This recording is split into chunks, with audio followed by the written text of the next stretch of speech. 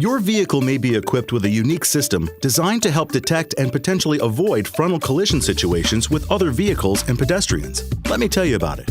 Pre-collision assist with automatic emergency braking is a driver assist system that monitors the road ahead of you while driving.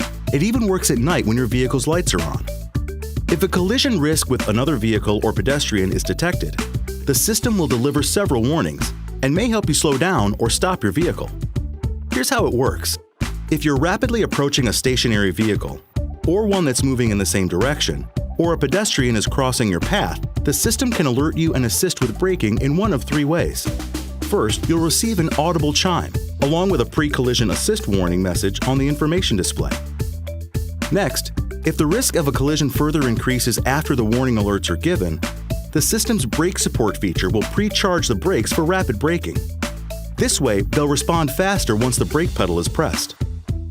And finally, if the system determines that a collision is imminent, it may apply automatic emergency braking without driver input to help reduce impact damage or potentially avoid a crash completely. Once your brakes have been pre-charged, even if you press them lightly, the automatic emergency braking feature may apply full braking force to help stop your vehicle quickly.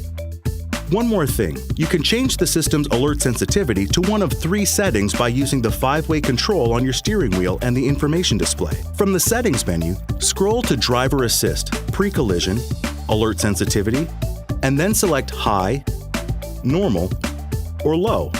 A lower setting can send fewer warnings, while a higher setting will give earlier, more frequent warnings.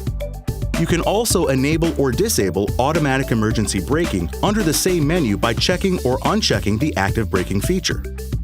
Any questions? Go to owner.ford.com.